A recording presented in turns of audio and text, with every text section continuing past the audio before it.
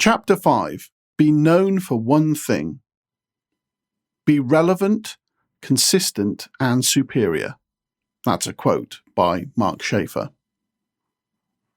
Get to the point. Focus on one main product or service, one main content creation channel, and one main social media channel. Have you ever been the victim of shiny red ball syndrome? It's where something new and apparently interesting comes along and sweeps your attention away from whatever it is that you were trying to do before. It's affected me in the past, and it's probably messed with you too. Putting a memorable shape into the world means keeping things simple, not trying to do and be too many different things. Your social media presence is a case in point. It's so easy to get excited about the possibility of reaching potential customers that you steam ahead and try to be everywhere. Before 2017, that's exactly what I was trying to do. Twitter looked cool. Let's be on there. Facebook was popular. Well, everyone needs a Facebook presence. People were getting excited about Instagram. Oh, I need to try that. The kids were using Snapchat. Better understand what's happening there. This is the exhausting way to do social media marketing, and it smacks of having no clear strategy. Indeed, that used to be me. I was simply following the herd instead of thinking strategically. Well, I can tell you from experience that trying every new thing definitely isn't the right thing to do. Having dabbled with every social media platform out there, I realised that I'd never stand out unless I picked a platform and went deep on it. As I work in business-to-business copywriting, it made most sense to me to try to be known in a space where most potential B2B clients were likely to congregate, and that place was LinkedIn. I was lucky with the timing of my decision.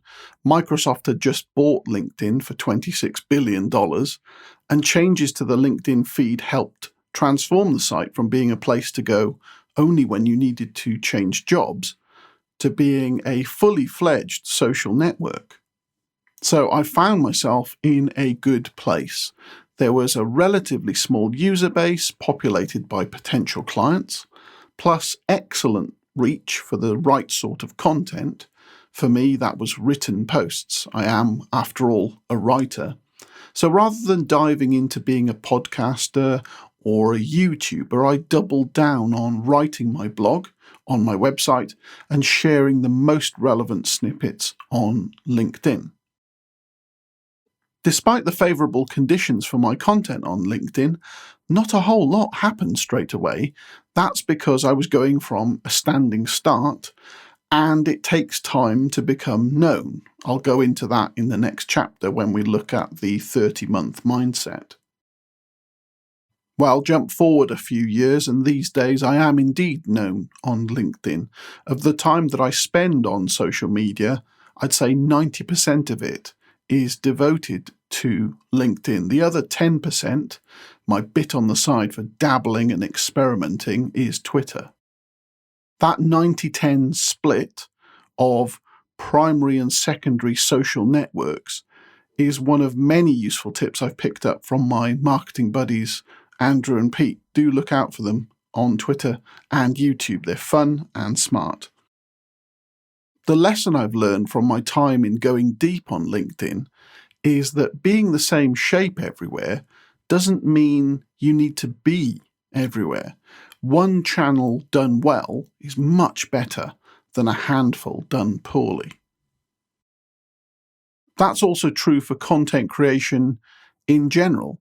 Why try to cover all of the bases of writing blog posts and recording audio podcasts and making live and recorded videos for YouTube and creating augmented reality or virtual reality content? That is not a sustainable approach unless your business has a proper media division. And yet I almost fell into the shiny red ball trap again a couple of years ago when I had a chance to take over a technical writing podcast. It sounded like a great opportunity, an existing content channel that had a potential to reach some of my ideal customers. But I didn't have any podcasting experience, and I knew that taking this on would add a lot to my workload. So I went to Mark Schaefer, and again he came to the rescue. I asked him for advice on what to do, and he reminded me to focus on what I was good at. That meant saying no to the podcasting opportunity and staying true to my core value, which is creating written content. And that was a wise decision. So I advise you now to pick a content creation channel that you can stick with and that will best serve the needs of your ideal audience. It can be easy to flinch when the results of your efforts don't come immediately, but they will if you can be consistent and congruent for long enough. Mark's 2017 book, Known, has scores of examples of how this has worked out for people in many different lines of business. If you do eventually branch out, great, but that should happen only after you're already known in one place for one thing.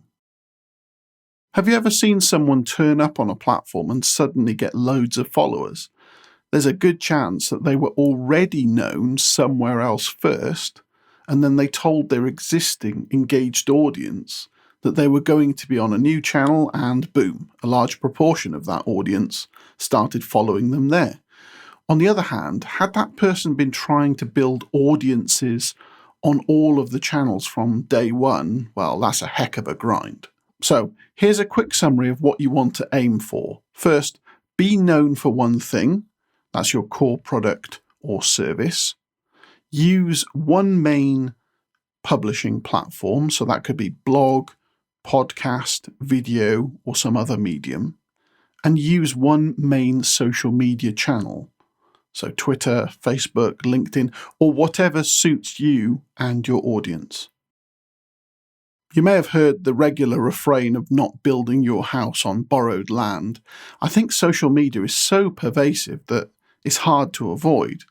But don't forget that your social media presence doesn't belong to you. If you want to protect your communications with your audience, it's probably best to create an email list that supplements whatever public messages you put out. That way, should there ever be a meltdown in your social media presence, you can at least fall back on a comms channel over which you have much better control. Think of your business less like a supermarket and more like a one-dish restaurant. Focus on serving the best dish you can and stick at it for long enough so that you can become known for that thing. How long is long enough? Well, the answer's in the next chapter title.